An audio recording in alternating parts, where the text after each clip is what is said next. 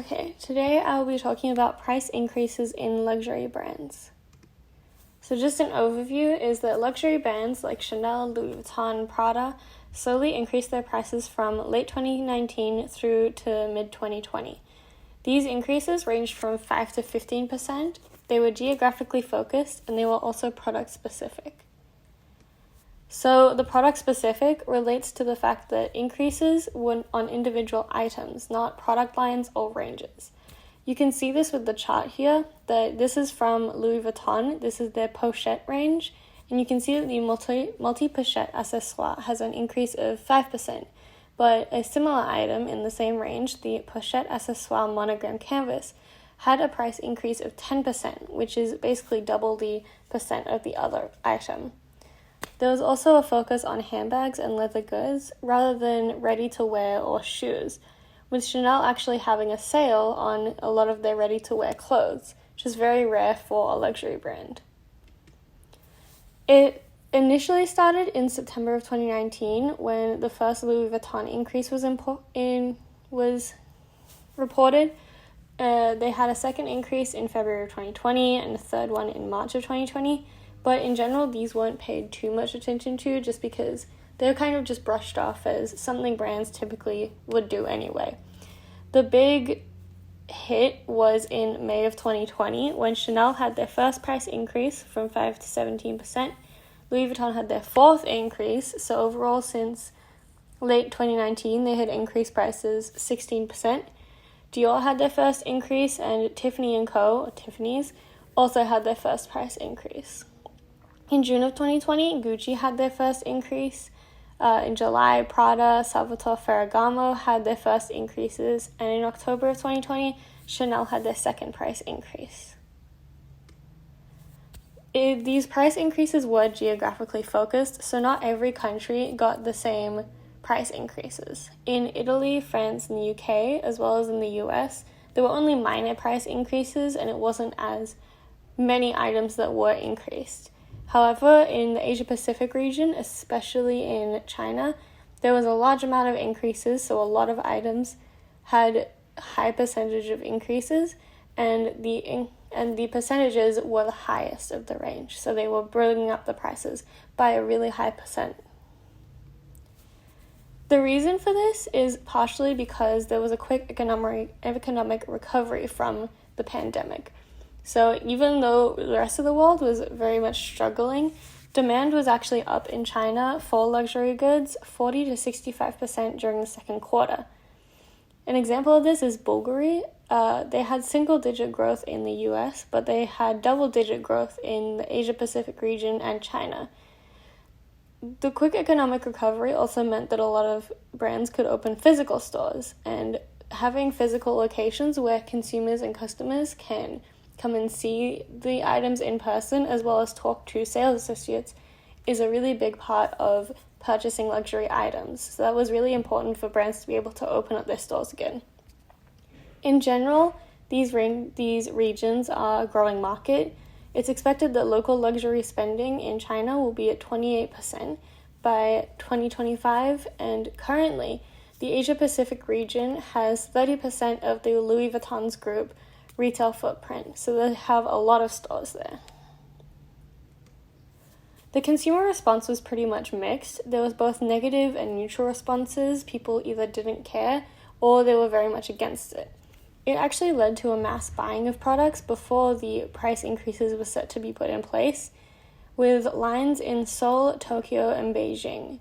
And you can see here in the image, it's an influencer talking about how when it comes to certain Chanel handbags, she would recommend just buying them secondhand now. So she has a very negative view of this, where she thinks that the price increase is definitely not worth it, and it's worth it more to just do more research and try and find the bag pre-loved.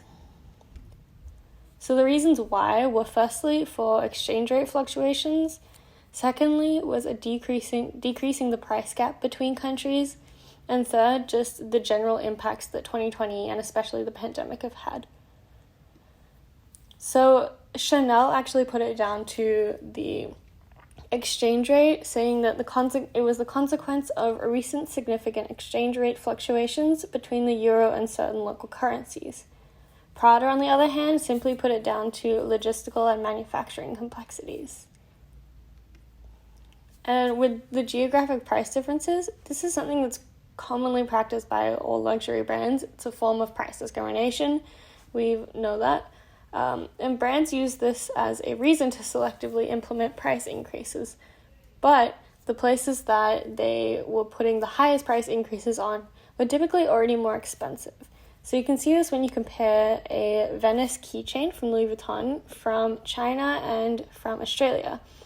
So when you convert it, 3,450 yuan is roughly 710 Australian dollars. But in Australia, the price is actually $600. So it's a lot more expensive to purchase the item in China anyway. So 2020 impacts. Firstly, a big one is poor sales. So the Kering Group, which owns Gucci, Balenciaga, and Saint Laurent, as well as a couple of other brands, their second quarter was down 43.5% in revenue, and overall their first half was down 29%. A lot of other groups and companies, even including LVMH, had issues like this where their revenue was just generally going down. Secondly was for specifically LVMH, which is Louis Vuitton, and Tiffany's. They had a deal fall through mid-September this year, and it was originally worth $16 billion. So Louis Vuitton was supposed to buy Tiffany's, but they were unable to at the time because the French government cited poor luxury industry due to the pandemic and how it was struggling. Tiffany's sued LVMH, but the deal has now become official, so they got purchased. Obviously, the pandemic led to a decrease in travel for everyone, but there was a lot of travel restrictions that were largely on Asian countries, including China, so they couldn't travel to the US and Europe. This meant that for a lot of tourists who typically will fly to these countries where luxury goods are cheaper, there was a lack of options to purchase. Because they couldn't fly there and see prices in person, they also had no price anchor to compare their home prices to. A benefit of purchasing luxury items in somewhere like Europe too is that you actually can get a tax refund at the airport. So if you have a luxury item, then you can bring it in and they'll see how much it was and they give you a certain percent of that back. Another issue with the decrease in travel was the lack of shipments to stores. So a lot of people still want to buy luxury goods, but because of the travel restrictions, it's really hard to get items in, with a lot of sales associates not even knowing when they would be able to receive certain items. So people couldn't buy certain items because the stores just did not know when they would be getting them. This is a really good quote that I found, which kind of describes how a lot of luxury brands are still able to get away with this. It says, a company's ability to pass price increases without losing market share allows it to differentiate itself and capture value. So a lot of brands put in these really high price increases, but they still have a solid consumer base.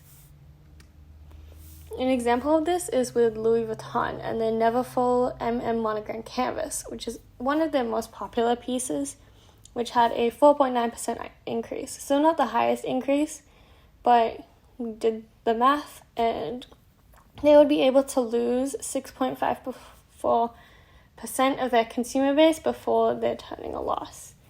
So keeping this number in mind, did it work? Short answer is yes. The price increases did actually help the brands. The fashion and leather goods section of LVMH, in the third quarter, their revenue was actually up 12% from the first half. The up 12% is compared to the total first half being down 24%. Kering as well, which is another group, they only reported a 4.7% decrease from the same time last year. So given the pandemic, given that there is such a lack of demand, having only a 4.7% decrease is very impressive for a luxury brand. And that's it. Thank you.